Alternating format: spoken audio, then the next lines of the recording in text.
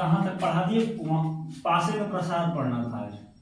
पासे का प्रसार, पासे का प्रसार। अच्छा, पासे के बारे में तो सब लोग परिचित है, पहले से क्लास से ही पासे के बारे में सब लोग परिचित हैं। एक नया शब्द आज आपको मिला है, उसका नाम क्या है? प्रसार। प्रसार का मतलब होता है खोलना। अब किस तरीके से इसको समझे तो बात को समझिए।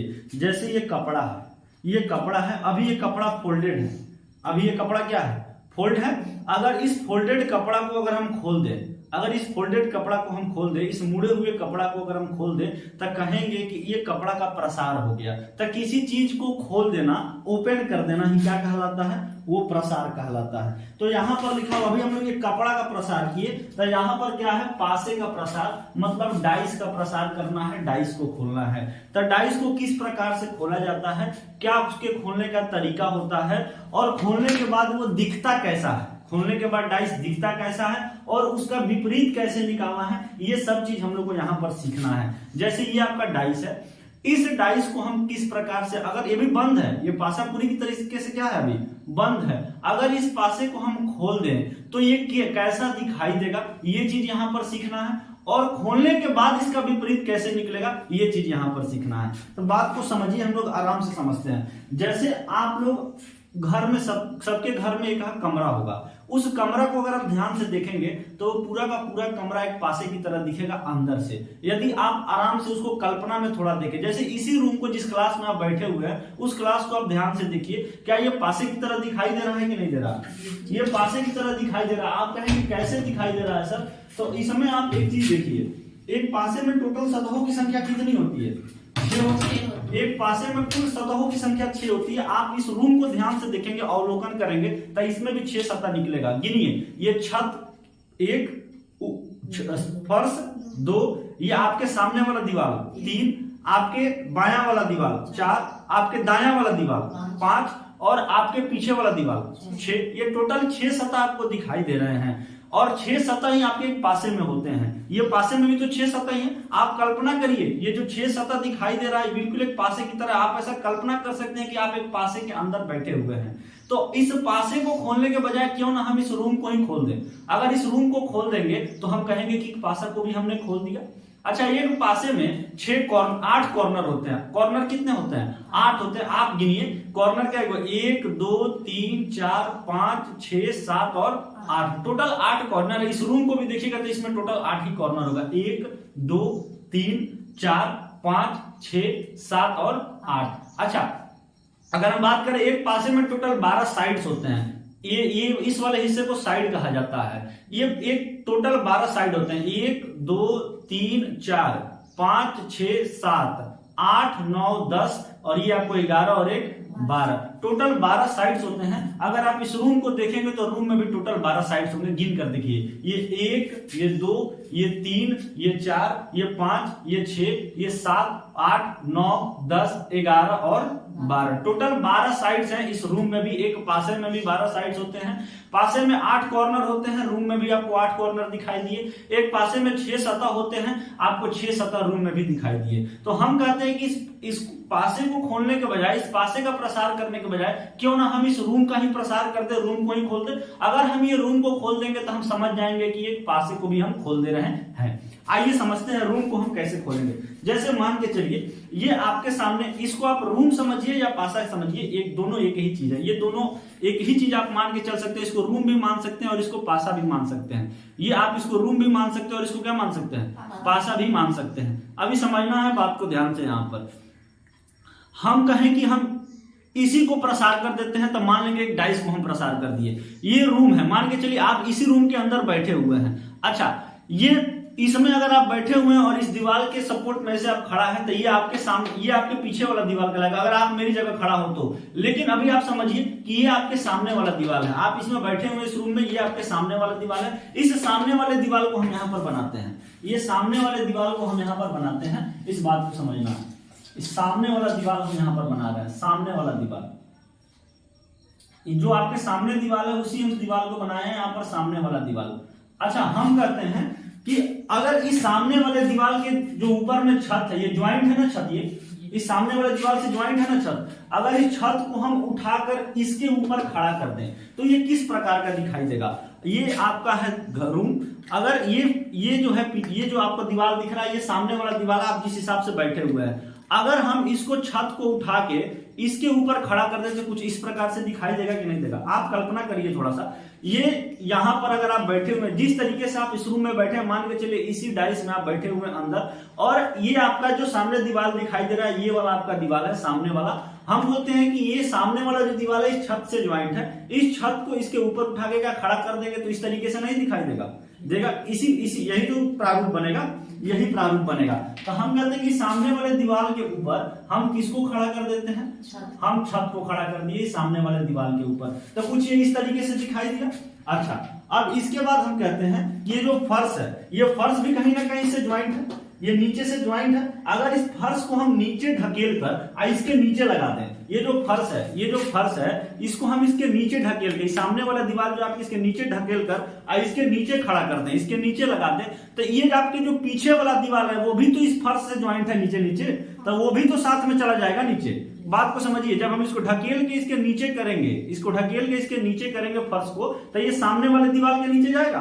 और सामने वाले दीवार से ये पीछे वाला दीवार जो था, देखिए कनेक्ट था, ये पीछे वाला दीवार क्या था, कनेक्ट था। तो इसको हम जब इसको खोलेंगे तो सामने वाले ये आपके सामने वाले दीवार के नीचे फर्श जाएगा, और फर्श के नीचे कौन जाएगा, ये पीछे वाला दीवार जाएगा। ये बात समझ में आ रहा है कि नहीं आ रहा, बात समझ में आ रहा है। तो इस सामने वाले दीवार के नीचे कौन गया भाई, सामने वाले दीवार के नीचे कौन गया, सामने वाले दीवार के नीचे फर्श गया, फर्श गया। फर्श के नीचे कौन गया, फर्श के नीचे आपके पीछे वाला दीवार गया, फर्श के नीचे आपके पीछे वाला दीवार गया।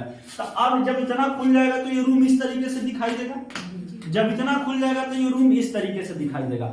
हम कहते हैं कि अभी भी आपका दो जो है खुला हुआ नहीं है, दो दीवार, दो सतह आपका खुला हुआ नहीं है। कौन कौन, तो एक आपका इधर वाला और एक आपका इधर वाला, ये खुला हुआ नहीं है। तो ये इस तरीके से है। अभी इसको भी खोल देते हैं हम, अगर इसको हम खोल देते ये इधर आएगा और इसको खोले तो ये इधर आएगा। तो ये आपका कौन सा हो गया, आपके हिसाब से ये कौन सा हो जा रहा है, दायां वाला, और आपके हिसाब से ये वाला कौन हो जाएगा, बायां वाला। तो हम कहते हैं कि इधर आपका क्या हो गया, दायां, इधर आपका दायां हो गया, दायां हो गया, और इधर आपका क्या हो गया, बायां हो गया, इधर आपका बायां हो गया, इधर आपका बायां हो गया। ये खुलने के बाद जब आपका पासा खुल जाएगा तो कुछ इसी तरीके से दिखाई देगा। पासा जब खुल जाएगा तो कुछ इसी तरीके से आपको दिखाई देगा। यही इसका प्रारूप होगा। बात को ध्यान समझना है, यही इसका प्रारूप होगा। ये बात समझ में आया कि नहीं आया, इतना बात समझ में आया। अच्छा, आपका रूम खुल गया, इसका मतलब पासा खुल गया। तो जैसा आपको रूम दिखाई दे रहा है वैसा ही पासा भी खुलने के बाद आपको दिखाई देगा। ये बात कितना क्लियर हुआ कि नहीं हुआ। अब थोड़ा सा बात को अपोजिट में समझना है कि अगर इस खुले पासा का हमको अपोजिट निकालने के लिए दे दे तो अपोजिट हम कैसे निकालेंगे। अच्छा, आप इस रूम के सापेक्ष में बताइए कि छत का विपरीत क्या होता है। छत का विपरीत क्या होगा, फर्श होगा, यानी इस छत का विपरीत फर्श होगा। हम कहते हैं कि सामने वाला जो दीवार दिख रहा है उसका विपरीत क्या होगा, पीछे वाला दीवार। इस सामने वाला दीवार का विपरीत पीछे वाला दीवार होगा। हम कहते हैं आपका जो दायां वाला दीवार दिख रहा है, ये आपका दायां वाला जो दीवार दिख रहा है, ये आपका दायां ये पड़ेगा। आपका जो दायां वाला दीवार दिख रहा है इसका बायां, इसका विपरीत कौन पड़ेगा, बायां, ये वाला दीवार पड़ेगा। यानी ये दायां का विपरीत कौन हो गया, बायां हो गया। तब एक खुले पासे में, ये पासा कैसा पासा है, खुला पासा है। एक खुले पासे में विपरीत निकालने के लिए किसी भी सतह से एक सतह छोड़ने के बाद उस सतह का विपरीत प्राप्त होता है। एक खुले पासे में किसी भी सतह से एक सतह छोड़ दीजिए तो उसके ठीक बाद वाला जो सतह होगा वो इसका विपरीत कहलाएगा। जैसे छत से एक सतह छोड़ दीजिए तो अगला सतह कौन मिला, फर्श। यानी छत का विपरीत यहाँ पर क्या हो गया, फर्श हो गया। छत का विपरीत यहाँ पर आपको फर्श निकल के आया, छत का विपरीत फर्श निकल के आया। अच्छा, सामने वाले दीवार के विपरीत में हम पूछे तो आप क्या कहेंगे, ये पीछे वाला दीवार। तो किसी भी सतह से, हमने क्या कहा, एक खुला पासा में किसी भी सतह से एक सतह छोड़ने के बाद उसके बाद वाला जो सतह प्राप्त होता है वो उसका विपरीत होता है। तो सामने वाले सतह से एक सतह छोड़ दीजिए, उसके बाद वाला सतह क्या उसका विपरीत कहलाएगा। सामने का विपरीत क्या हो गया, पीछे। ये सामने का जो आपका विपरीत है, ये सामने का जो आपका विपरीत है, इसको हम लोग, इसका विपरीत क्या हो जाएगा, पीछे हो जाएगा। अच्छा, बायां का विपरीत क्या होगा, यहाँ पर दाया होगा। बाया का विपरीत यहाँ पर दाया होगा। किसी भी सतह से आप एक सतह छोड़ दीजिए, उसके बाद वाला सतह आपको क्या मिलेगा, विपरीत प्राप्त होगा। तब बाया का विपरीत यहाँ पर क्या हो गया, दाया हो गया। बाया का विपरीत यहाँ पर दाया हो गया, बाया का विपरीत यहाँ पर दाया हो गया। इतना बात क्लियर हुआ कि नहीं हुआ, इतना बात क्लियर हुआ कि नहीं हुआ। तो एक खुले पासे में किसी भी सतह का आपको विपरीत प्राप्त अगर करना है, तो किसी भी सतह से एक सतह जिसका विपरीत प्राप्त करना है, उसके बाद वाले सतह को छोड़कर जो अगला प्राप्त होता है वो उसका विपरीत कहलाता है। खुले पासे में इस बात को नोट कर लेंगे, एक खुले पासे में किसी भी सतह से एक सतह छोड़ने के बाद विपरीत प्राप्त होता है। अब आगे चलते हैं, अब आगे बात को समझना है। यहां पर इस पर आपको क्वेश्चन कैसे देगा, यहां से आपको क्वेश्चन कैसे बनेगा एग्जाम में, उस चीज को समझिए। यहां पर विपरीत आपसे पूछा जाएगा, यहां पर आपसे क्या पूछा जाएगा, विपरीत पूछा जाएगा। समझिए, जैसे आपको एक क्वेश्चन दे दिया गया, एक क्वेश्चन आपको दे दिया गया यहां पे,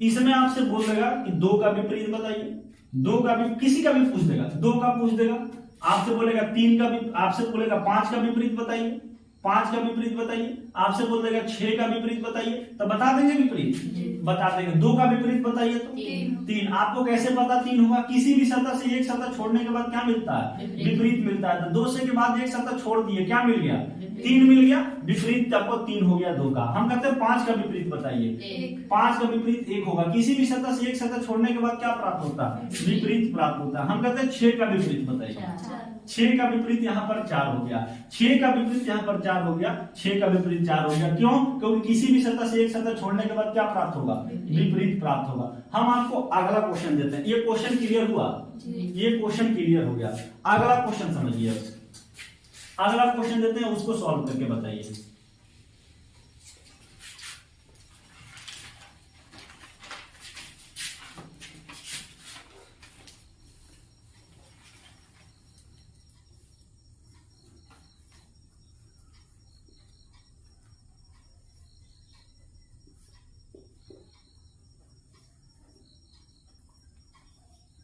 आप बताइए इसमें ए का विपरीत क्या होगा, उसके बाद बताइए बी का विपरीत क्या होगा, और उसके बाद बताइए सी का विपरीत क्या होगा। आंसर करिए इसका, ए का विपरीत, बी का विपरीत और सी का विपरीत, आंसर करिए।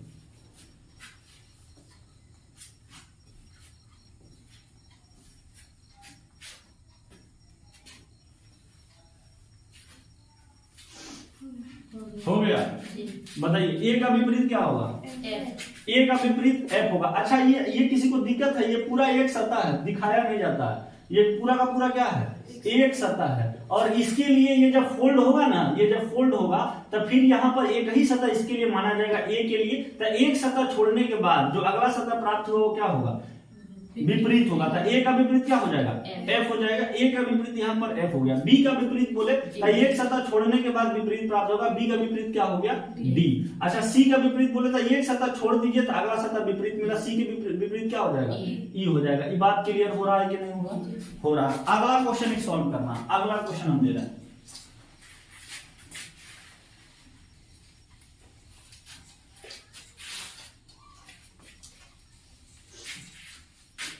अगला क्वेश्चन सॉल्व करिए।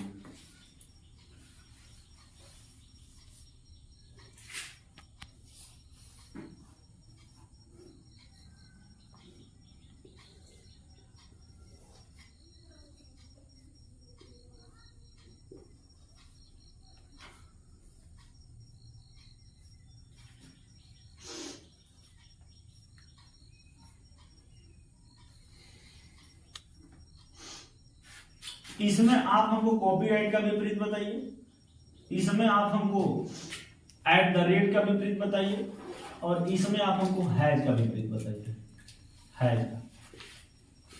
आंसर करिए।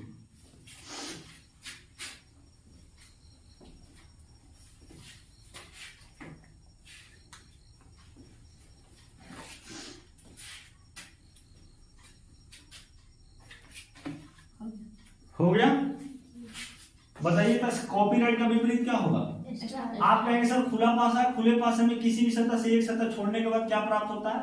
विपरीत प्राप्त होता है। कॉपीराइट का स्टार यहाँ, कॉपीराइट का विपरीत यहाँ पर स्टार हो गया। अच्छा, किसी को दिक्कत है कि सर ये डिजाइन ऐसा क्यों हो गया? ये डिजाइन ऐसा इसलिए हो गया क्योंकि यहाँ पर जो पासा था, इसी पास, ये पासा यहाँ पर खड़ा था, इसी पासा को ये क्या कर दिया गया है? तिरछा, मतलब वहां पर अभी यहाँ पर ऊर्ध्वाधर था, इसी को क्षैतिज कर दिया गया है, यहाँ पर सुलाद दिया गया। खड़ा था, इसको क्या कर दिया गया? सुलाद दिया गया है। पासा यही है, तो ये चीज ऊपर चला आया है, ये चीज नीचे चला आया और ये ऐसे हो गया। बाकी पासा वही है, उसको तिरछा करे, टेढ़ा करे, सीधा करे, उससे कोई मतलब नहीं होता, कंसेप्ट वही होता है। एट द रेट का विपरीत बताइए तो किसी भी सतह से एक सतह छोड़ने के बाद क्या प्राप्त होगा? विपरीत प्राप्त होगा। तो एट द रेट का विपरीत डॉलर हो गया। हैज का विपरीत बताइए, किसी भी सतह से एक सतह छोड़ने के बाद क्या प्राप्त होता है? विपरीत प्राप्त होता है। तो यहाँ पर आपको हैज का विपरीत क्या हो जाएगा? रुपया हो जाएगा। इतना बात क्लियर हुआ कि नहीं? हो तो इससे क्वेश्चन इसी तरीके का आता है, लेकिन अभी एडवांस क्वेश्चन भी आता है। एडवांस क्वेश्चन भी हम लोग आराम से करेंगे, कोई दिक्कत नहीं है। नॉर्मल क्वेश्चन जो होता है खुले पासे का, वो इस तरीके से बनता है। लैंग्वेज बेस्ड भी क्वेश्चन यहाँ पर बनता है, आराम से उसको भी हम लोग समझेंगे। अभी थोड़ा सा धैर्य रखना है।